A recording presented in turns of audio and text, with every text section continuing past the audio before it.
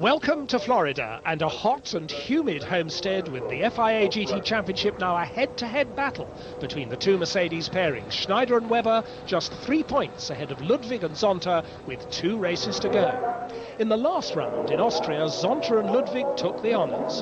And for the first time we saw the Mercedes team allowed to race each other with no holds barred, now that they've wrapped up the Constructors' Championship ahead of Porsche. Well, here at Homestead, they're on the rolling start lap now. In qualifying, Zonta has again pipped Schneider for pole. Behind the silver arrows are the Porsches of Jörg Müller and Alan McNish, just ahead of the silver Paynos. And as they come off the banked oval, the pace car pulls away, the 2 silver Mercedes are there, so are the 2 white Porsches. The race is on, and look at Alan McNish coming up the inside of Jörg Müller. McNish goes into 3rd place already. Schneider attacking Zonta down the inside, but Zonta has the lead. Schneider is 2nd, McNish up to 3rd place, Jörg Müller is 4th, and the Paynos is there in 5th place as they go through the tight, twisting infield. Zonta pulling away already into a good lead. Meanwhile, behind the Paynos, it's the 2 blue V12 Mercedes. That's Melander's car, just behind Jean-Marc Gounon's car, and we're riding with Schneider now. That's not smoke in the cockpit, that's dry ice to keep him cool, because it's very hot indeed here. And ahead of Schneider is the silver teammate car, which is Ricardo Zonta. And remember, this is the battle for the championship between these 2 cars. Sawing away at the wheel. Look at that sequential gear change as he goes up the gearbox in this V8 lightweight Mercedes Le Mans Coupe. But Zonta it is who leads. The car with red mirrors, the number 2 car. The car with yellow mirrors, the number 1 car, is Schneider in 2nd place. And the silver arrows fighting not for the Constructors' Championship. Mercedes have already won that. They're fighting for the Drivers' Championship in this penultimate round in the United States of America. Zonta, Schneider, there he is in 2nd place with the 2 Porsches, McNish leading Müller 3rd and 4th. Once more, down the gearbox goes Schneider, turning the car into that tight left-hander, piling on a little bit of opposite lock as he goes through the tight sweeps. 2nd gear here, now on the power as he comes onto the main straight, goes very close to the wall on the right-hand side of the car, back up through the gearbox once more, the dry ice keeping him cool. And as they go up to about 170 miles an hour on that short straight, that's Alan McNish in 3rd place in the Porsche, diving off the oval and back into the infield, twin puffs of flame from his exhaust as he comes down the gearbox. We're riding with McNish now, and a twitch ahead of him from Schneider. Schneider is right on the limit, and McNish is staying with them. Now, Porsche haven't won a race this year, but here on this tight, twisty infield circuit, this may be Porsche's best chance this year. We ride with the Viper of Carl Wendlinger running 3rd in GT2, and already the big cars are lapping them. That's the Marcos, the brightly coloured Marcos in 2nd place in GT2, just lapped by Zonta. Marcos 2nd, Viper 3rd. There's a Viper leading, which is the Pedro Lamy car, and that's the Carl Wendlinger Viper moving up on the Marcos. This is the GT2 2nd place battle, and Wendlinger goes through. Wendlinger goes on the inside of the Marcos. In GT2 it's Vipers 1-2. Meanwhile, Eric Bernard in the Paynos is moving up. He's passed Jörg Müller for 4th place. Jörg Müller tucked in behind, and the Paynos is going wide. The Paynos goes wide, and Jörg Müller gets his 4th place back. Meanwhile, we're seeing a lot of smoke from one of the little GT2 911s. Franz Conrad's car, there it is, already in trouble, working its way, I think, towards the pits, and we're riding with Schneider once more. Down through the gearbox, Schneider in trouble! Schneider's sawing away at the wheel. He nearly lost that car then. Just managed to gather it up, a great sliding oversteering lunge towards the outside of the track. And all of that has seen Zonta move further ahead. Let's see that again. This is Schneider turning into the left-hander, and watch the back end of the car start to get away from him, steps out of line, just there.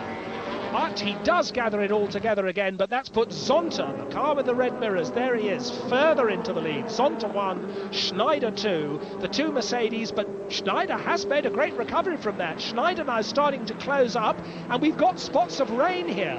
It's clouding over, it's starting to look black overhead, and Schneider is determinedly making up for that mistake. Schneider absolutely on the limit. We've got one of the blue V12 Mercedes in for a pit stop already. That's Bernd Mailander. Now, I wonder if they're going to change that car onto wet weather tyres, because it is looking very, very threatening here. The track's still bone dry, but it's hot, it's humid, it's black, and it's threatening the sky.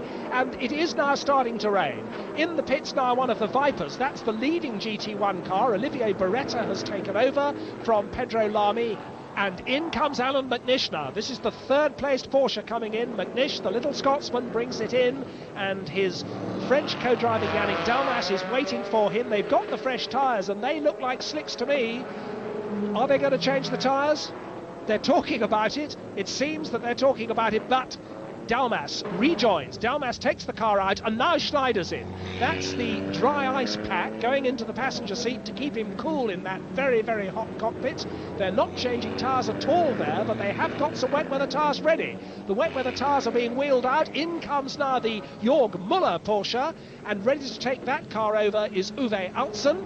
And it does seem that both the Porsches are going to stay on slicks, but there are wet weather tyres ready by Ricardo Zonta's car, which is there being refueled.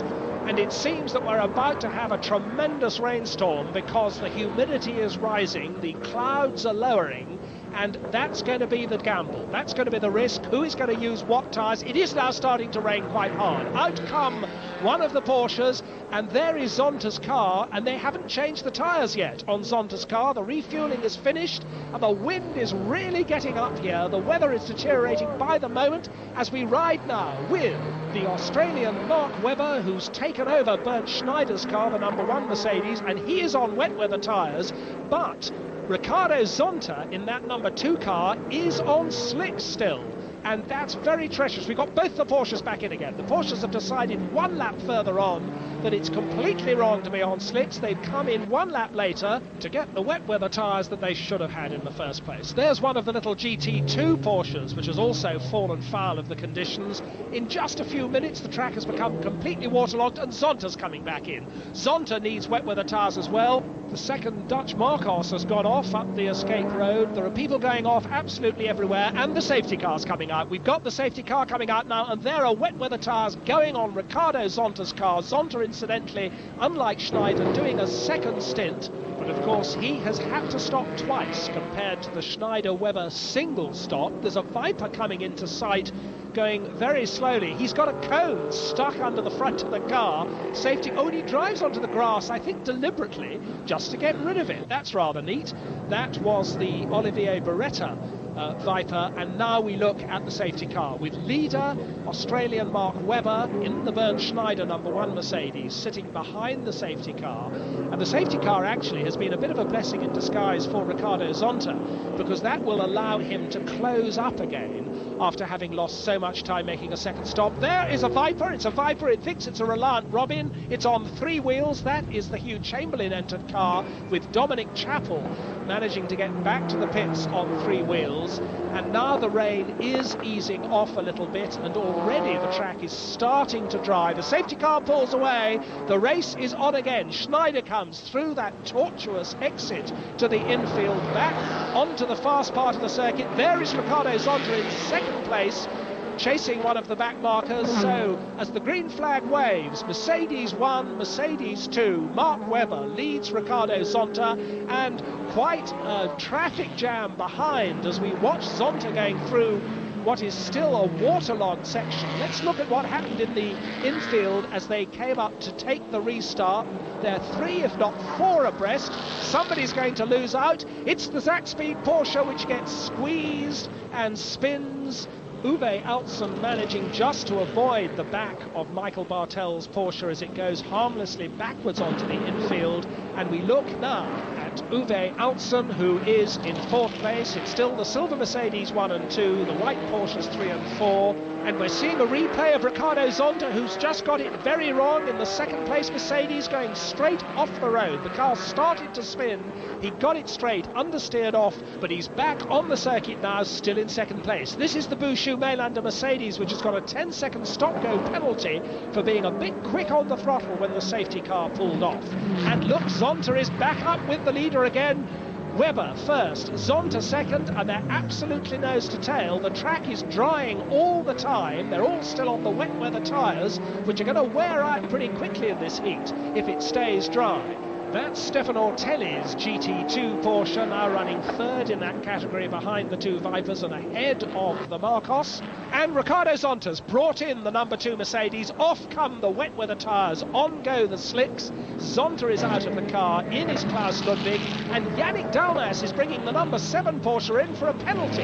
He was too quick when the safety car pulled off. He's got a 10-second penalty for that. The Panos has come in for David Brabham to take over from Eric Bernard, and Uwe Altson's got a 10-second penalty as well. Both the Porsches have been delayed. That is going to put the Panos up to third place, and we're seeing a replay of the leader. What's this? This is the leader getting it all wrong. Mark Webber spins the leading Mercedes. Mark Webber goes all the way around 180 degrees. We're seeing it from his cockpit view as he turns into that right-hander, piles on the opposite lock, but it's too late. Klaus Ludwig goes by him, and as we see them now coming towards us, red mirrors ahead of yellow mirrors, Klaus Ludwig in the number 2 Ricardo Zonta Mercedes is leading Mark Webber in the yellow mirrored Bernd Schneider Mercedes, and this is the battle for the championship. No team orders between the two Mercedes drivers, remember, and Mark Webber is tucked into slipstream. He pulls alongside as they go past one of the back markers, but Ludwig just holds on. We're riding now with Webber.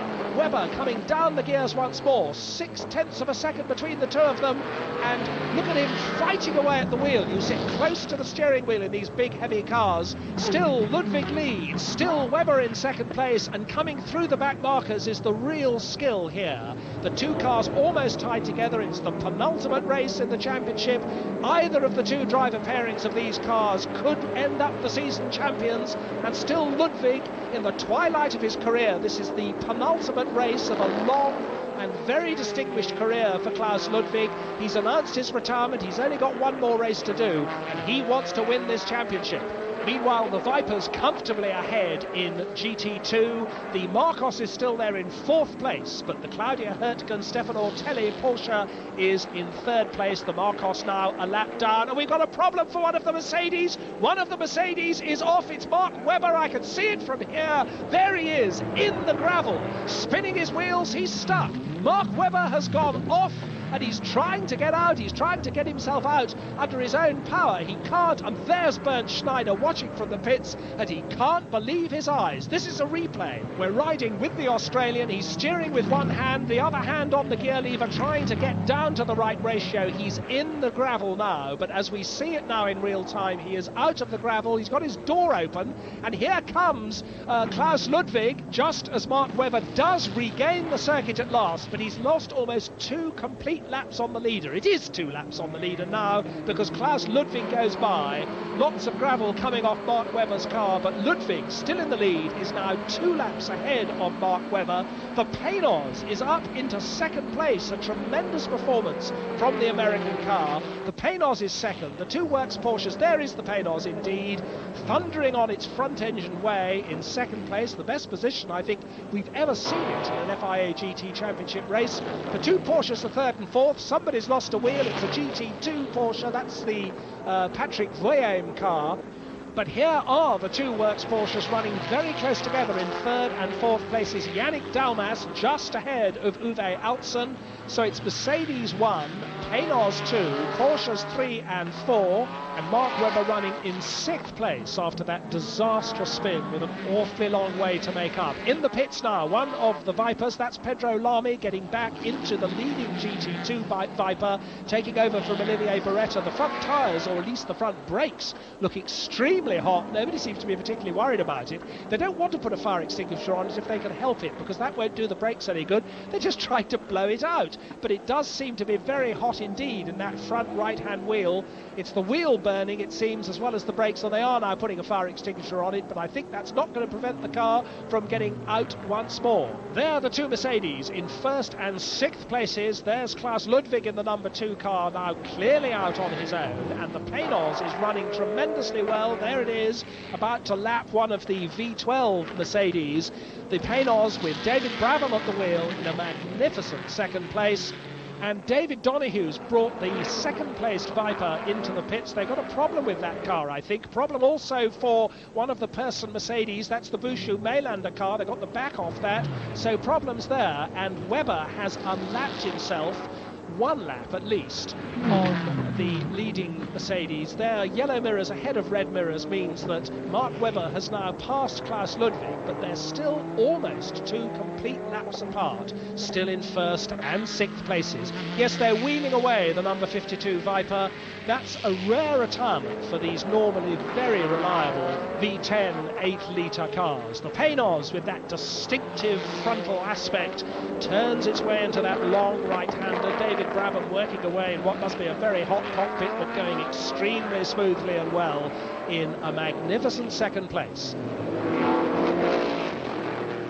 V8 Thunder from the Paynos, third and fourth, of course, the Porsches, and there you see the gap between the two leaders. Only 45 seconds between Klaus Ludwig in the lead and David Brabham in second place. Yannick Dalmas third, Uwe Altzen fourth, but at the moment, with Mark Webber languishing down in sixth place, it's looking very good for Klaus Ludwig and, of course, for Ricardo Zonta as far as the championship is concerned. In this, the penultimate round, Klaus Ludwig's Mercedes leads comfortably.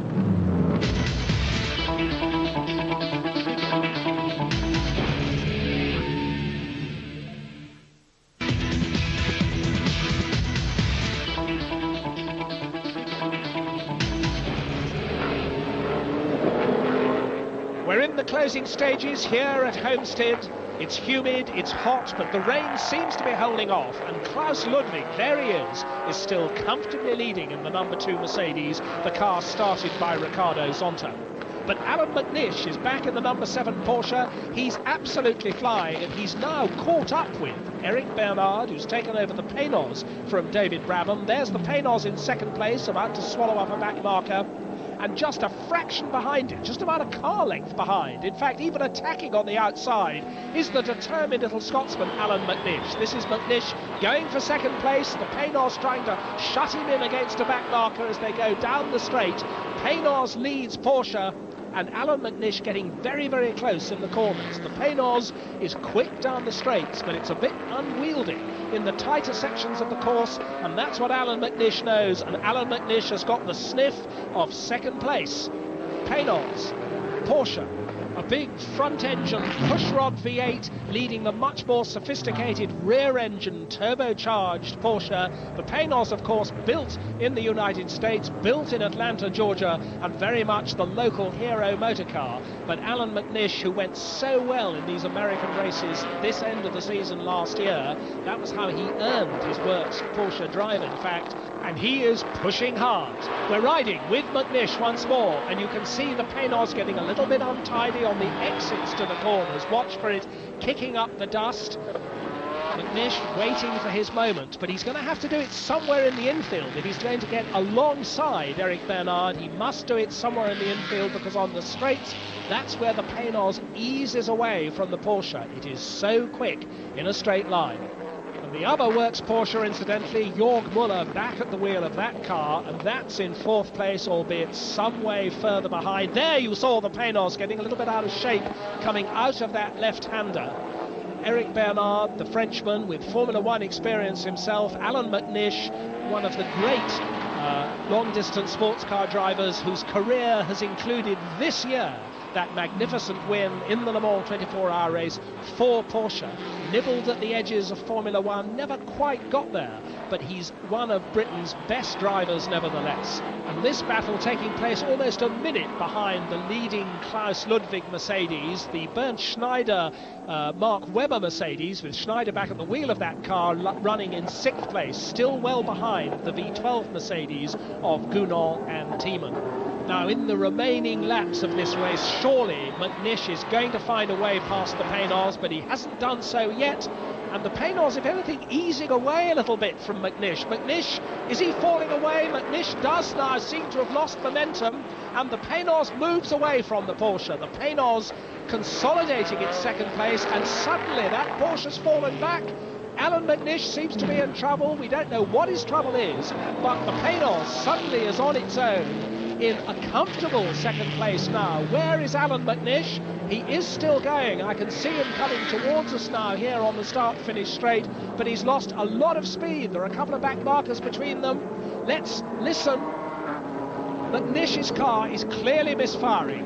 That is not right, that car. The number 7 Porsche not sounding healthy, and McNish having to be content now with third place, and indeed losing pace at such a rate that I wonder if his third place is going to be safe. Still Mercedes 1, still Penos 2. We're riding now with Bernd Schneider once more, with the dry ice still doing its job of keeping that cockpit cool. Bernd Schneider very frustrated, no doubt, to be right down in 6th place. In fact, it's 5th now. He's passed the V12 Mercedes, and Bernd Schneider is up to 5th place. And indeed, he's on the tail of Alan McNish. Now, McNish is still in 3rd place. There is a lap between these two cars, and if he passes Alan McNish, which I'm sure he's going to be able to do with some ease, because McNish has certainly slowed down, that isn't going to change Schneider's position. But what McNish is going to be more worried about is his own teammate, Jörg Müller, who is in 4th place but not far behind. Schneider lining up to pass McNish. He's going to do it very easily as they go down the straight. That's the indication that all is not well with the number 7 Porsche. As Schneider goes walking past it, Schneider still in 5th place, McNish still 3rd. And the Penos has gone off. The Penos is in the barriers. Eric Bernard has buried the Penos, the second-placed Penos, deep in the tyre barriers. He's trying to reverse it out, I think. Yes, he's got the car going again. He buried that car in the barriers. What a shame. Lying in 2nd place, Eric Bernard sharing the car with David Brabham. The front is badly damaged, but he's running. And he's back underway again, bits of fiberglass falling off, gravel everywhere. Now surely he's going to have to bring that car into the pits for repairs, because bits of it are falling off everywhere. Schneider's going by there. Alan McNish is up with him. Alan McNish is going to go through into 2nd place. And off goes the bonnet. The bonnet's gone. The bonnet has gone. And McNish has gone by into 2nd place. That Penos is still in 3rd place. It's trailing the wiring of the headlights. It's extremely badly damaged at the front, but Eric Bernard is carrying on, it seems. And as bits continue to fall off as he trails all that wiring, he's got none of the aerodynamics that the tail would give him, but still he's pressing on. And behind him is Jörg Müller. The Penos is still in 3rd place in its damaged state. Jörg Müller is behind him, closing fast, and Jörg Müller's on his tail, but Eric Bernard's fighting him off. Eric Bernard does not want to lose this podium position. The Penos drives on, lacking its front bonnet, trailing its headlight wiring, and still Jörg Müller is behind and hasn't got past it yet. Without its bonnet, it's still picking a straight line. Now Jörg Müller is alongside. Jörg Müller forces his way through on that tight left hander. Jörg Müller goes 3rd. The Penos is pushed down to 4th. It's Mercedes 1, Porsche 2, Porsche 3. Penos still battered and bruised, but fighting on in 4th place. There's wreckage all over that back straight, where bits of the Penos bonnet are still in the middle of the road. There's one of the Vipers. That's the Petro Lamy car leading GT2. And now into the pits does come Eric Bernard. He did a couple of laps in that situation. He decided he was going to have to come in once he'd lost 3rd place. They've got another bonnet ready, but of course the mounting points of that bonnet may still be very badly damaged. They may not be able to get that bonnet on. Now there's Bernd Schneider, and with the Penos in the pits, Schneider is up to 4th place, and that has a championship point significance for him. Bernd Schneider up to 4th. And we've got a different Porsche coming through in 2nd place. Jörg Müller has indeed caught and passed his teammate Alan McNish. There is McNish in 3rd place, but still snowing. There is our leader, Klaus Ludwig, a lap or more ahead of absolutely everybody else. And they're getting the Penos bonnet back on. Lots of sticky tape, rather homemade it looks, but he's back in the race. Out goes Eric Bernard once more, and all of that incident has only lost him 2 laps, but he's now down to 6th place. Here is our leader, Klaus Ludwig, lapping Alan McNish. 3rd placed Porsche is lapped by leading Mercedes, and Eric Bernard is in 6th place. As I say, it could so easily have been 2nd, but for that mistake which sent him into the tyre barrier. It was nearly the best result ever for the Penos in FIA GT racing. We'll This is going to be the best result possible for Klaus Ludwig and for Ricardo Zonta. The young Brazilian started the race in the number 2 Mercedes, but for more than half the distance it's been driven by the veteran German Klaus Ludwig, and he's now on the final straight. The checkered flag is waiting. Klaus Ludwig weaves in delight as he comes over the start-finish line to win. There is Ricardo Zonta watching in delight from the pit lane. Klaus Ludwig and Ricardo Zonta win the penultimate FIA GT race of 1998. Porsches are second and third. Alan McNish pushed down to third in the closing stages. Jörg Müller brings his car home in second place. And there's our GT2 winner. That's Pedro Lamy, the young Portuguese. 7th time this year that the pairing of Lamy and Beretta have won GT2. Stefan Lotelli and the German girl Claudia Hürtgen are second in GT2 in their Porsche, ahead of that gallant Marcos. And so the GT1 Drivers' Championship goes all the way down to the wire, to the final round in Laguna Seca, California. That's 9 victories for Mercedes this season, a clean sweep. The two Works Porsches in second and third did look more competitive this time, and they've got one final chance to prove themselves and end Mercedes' unbeaten run. That's at Laguna Seca. The drivers' battle is going all the way. Klaus Ludwig and Ricardo Zonta enter the last race with a 4-point lead over their teammates. But Bernd Schneider won't give up his crown without a fight. Expect excitement in California.